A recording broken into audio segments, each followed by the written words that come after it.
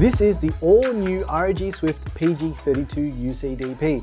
It's a 31.5-inch 4K 240Hz/1080p 480Hz dual-mode W OLED monster.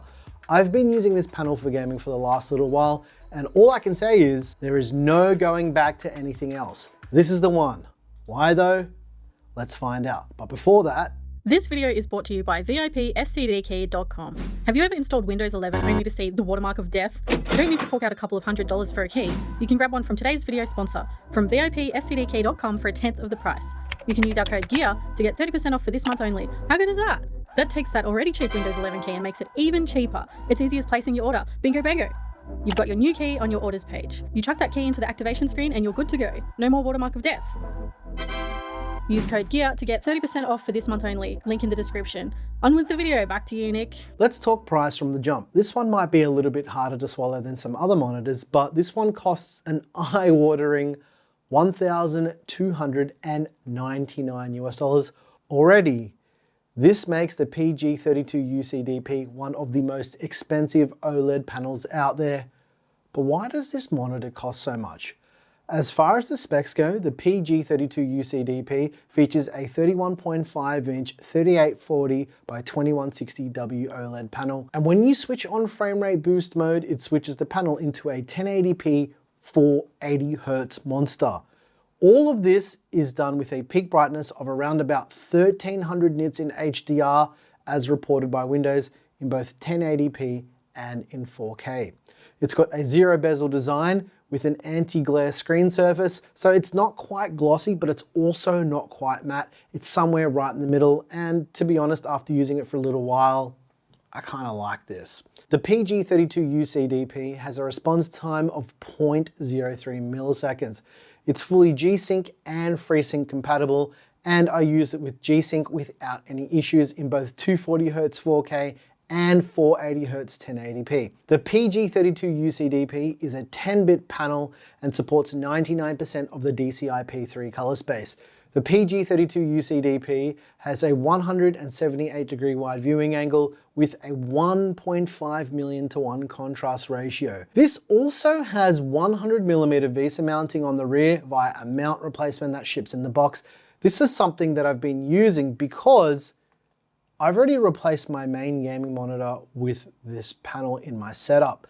If you're looking at mounting the PG32UDCP to an existing or compatible solution, you're not going to have an issue with it, and like I said, it's been fine for me using my monitor arm with this already. As far as connectivity, it features two HDMI 2.1 ports, a single DisplayPort 1.4 port with DisplayStream compression, a headphone output, a SPDIF optical audio output, a USB Type-B uplink port, a USB Type-C port with 90-watt PD charging and DisplayPort alt mode, so you can use it as a display input, as well as 3 USB 3.2 Gen 1 Type-A ports. The build quality of the PG32UDCP is excellent. It's a very premium monitor, and you're not going to have any issues with the build quality.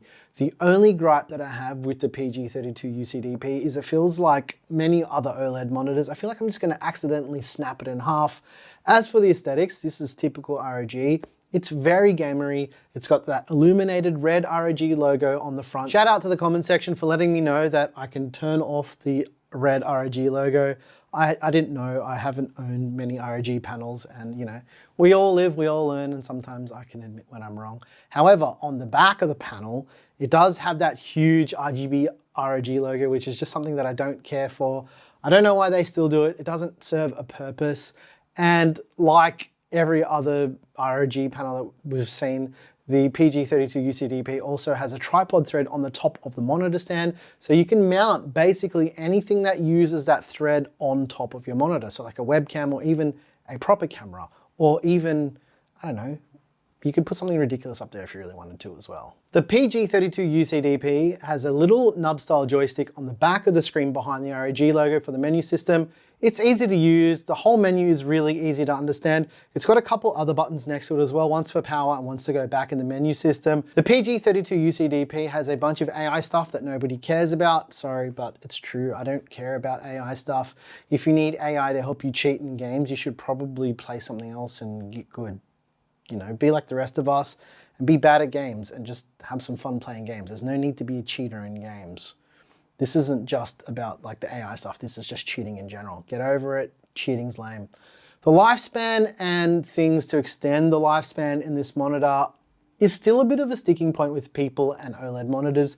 The PG32UCDP has a 3-year warranty that includes a burn-in warranty as well. Having a 3-year warranty at this point is a pretty standard offering from every monitor manufacturer, so it's not really anything special here. However, the cooling system has a heatsink that's inside of the monitor to help cool the panel down. It's got some vents out of the top of the panel to help exhaust all the heat. Similar to the XG27AQ DMG that we covered a little while ago, the cooling solution is silent and the monitor does not radiate that much heat, not like that Alienware AW3225QF that we checked out last week. That thing was insanely hot. Say what you want about that Alienware panel, you're paying way too much money for that monitor and you're not even getting a freaking KVM.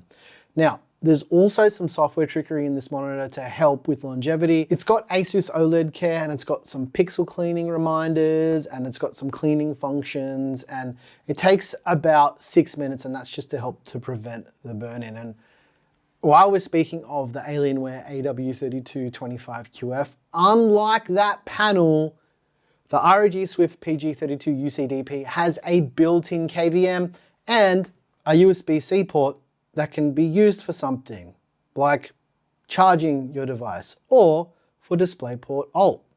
The most interesting thing about the KVM in the PG32UCDP is it allows you to use your keyboard and use keyboard shortcuts to switch inputs like a traditional KVM, provided your keyboard is plugged into one of the USB ports on the monitor. Those two features alone make this a much better panel than the Alienware AW3225QF. Fight me, I don't care. That panel is super duper overrated. For gaming, the PG32UCDP is really nice. And to answer the question, does it work on consoles? This absolutely will work on consoles. It will work with variable refresh rates as well. I'm a PC gamer, I didn't test it with a console because, to be honest, if you're using something like the PG32UCDP, you want to use it to its full potential, and consoles, unfortunately, just don't push this monitor as far as it can go. Except I would use this to play Final Fantasy on PS5, but that's about it. The out-of-the-box calibration is really nice for a gaming monitor too. You don't really need to adjust too many settings with this. The colors are excellent. The HDR experience is on point and it's not dim.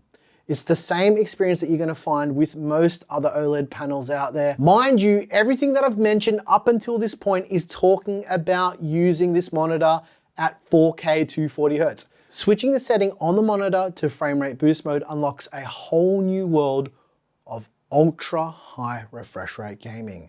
This mode is for the truly sweaty gamer. The frame rate boost mode is, to put it quite simply, it's insane. You don't want to use this mode for regular tasks when you're using your PC, but if you're into twitchy shooters or you're into games where you just need the refresh rate to be insane, it's really good. But the only issue I have with this mode is if you're using this for normal stuff, the UI and the text scaling looks pixelated because of the scaling of the panel. Other than that, it's a wild ride. 480 Hz is a whole revelation. It's not something that I'll be using, but I can see the appeal of something like this. So it's cool that it's baked in, but actually really not for me. I like 4K gaming, let's be honest. And that's kind of leads me into the whole thing with the PG32UCDP. Who's this monitor for? Well, it's for someone like me. It's for someone who wants a monitor that does it all. It's high refresh rate at both 4K and 1080p. It's OLED. The KVM implementation is just fantastic. The fact that you can use keyboard shortcuts to switch inputs is an absolute winner for me. I'm used to using this kind of stuff on proper KVMs. This alone lets me get rid of a whole nother monitor in my office on my desk because the implementation is just straight up better. Sure, there's other monitors that have KVMs, but not quite like this one. The fact that this is a WOLED panel means you're not getting the same brightness levels, you're not getting the same text clarity as something like a QD OLED, but it's not something you're going to notice. You're also not getting the same wideness in color gamut, but it doesn't really matter if you're going to be using this for gaming and other tasks. However, if this was a QD OLED panel, this would be way more expensive, and it sounds kind of insane to say this, but the PG32UCDP, the fact that it's not a QD OLED panel makes the price easier to justify. It's insane. Now, I'm using that term very loosely with justifying the price because this is the kind of panel that you're gonna buy when you're not thinking of upgrading anytime soon. This is endgame type of stuff. This is a god tier monitor. This is how I felt when I first used the Aorus FV43U back in 2020. It's taken me 4 years to even consider replacing that panel with something like this. The ROG Swift PG32UCDP is the only panel for me that has ticked all the boxes for me actually switching away from that massive Aorus panel. That's why I've decided to keep this as my gaming monitor for the foreseeable future. The main question is though, do I think this thing is worth $1,300 US? Well, I gotta be transparent with you guys here. ASUS said I can keep this monitor, and usually we keep every monitor that we get, but never a monitor from ASUS. They're so confident in this panel that they let me keep it without even asking me if I liked it. They've got no idea what I'm gonna say in the video. They see the video when you guys see the video. So to answer the question again, what do I think about this monitor and is it worth $1,300 US? I guess if you really, really hated money, sure. But this is the kind of monitor that's not a necessity, right?